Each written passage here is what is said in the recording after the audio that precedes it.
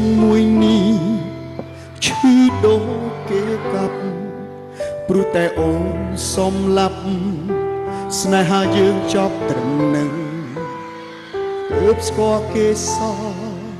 ស្អប់បងដល់លឹង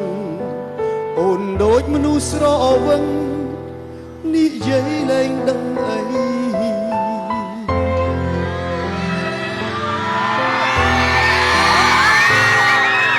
គេនិយាយ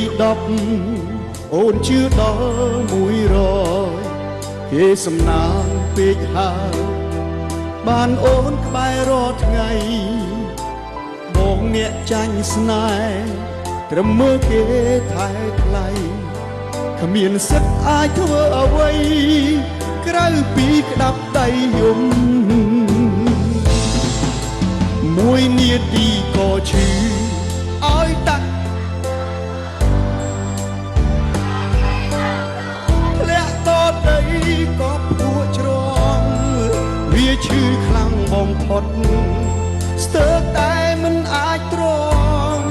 ឲ្យគ្រូពេទ្យសំថ្នាំលេបយ៉ាងណាក៏មិនបាត់ជំងឺខ្វាំងអ្នកថែរស់បានយូរប៉ុណ្ណាដកដង្ហើមពេលណាហើយឈ្មោះអូនមិនចេះដាច់ចិត្តនឹកអូនមួយនេះវាក៏ដូចគ្រាប់ខ្សាច់ប្រហែលអាចស្ទះស្លាប់ព្រោះមិនអាចប្រាប់ដល់អូ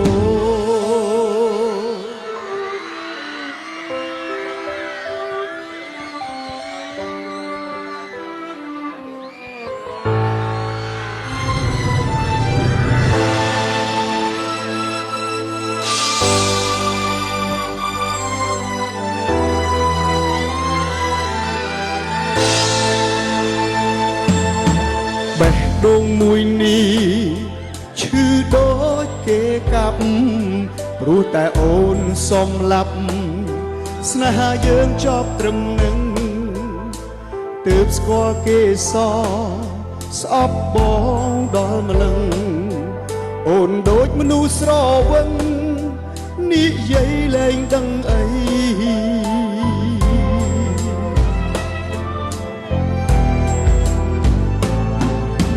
គេនិយាយ10អូនជឿដល់100គេសំណាងពេកហើយបានអូនក្បែររាល់ថ្ងៃ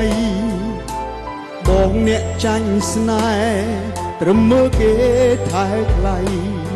គ្មានសិទ្ធអាចធ្វើអ្វីក្រៅពីក្តាប់ដៃយំមួយនាទីក៏ឈឺឲ្យតាក់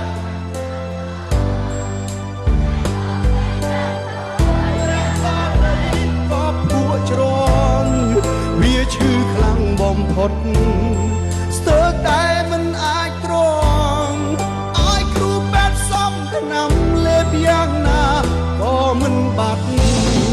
ជំងឺខ្វាំងអ្នកថែរស់បានយូរប៉ុណ្ណាអូនមិនចេះដាច់ចិត្តនឹកអូនមួយនេះវាក៏ដូចគ្រាប់ខ្សាច់ប្រហែលអាចស្ទះស្លាប់ព្រោះមិនអាចប្រាប់ដល់ជំងឺខ្វាំងអ្នកថែ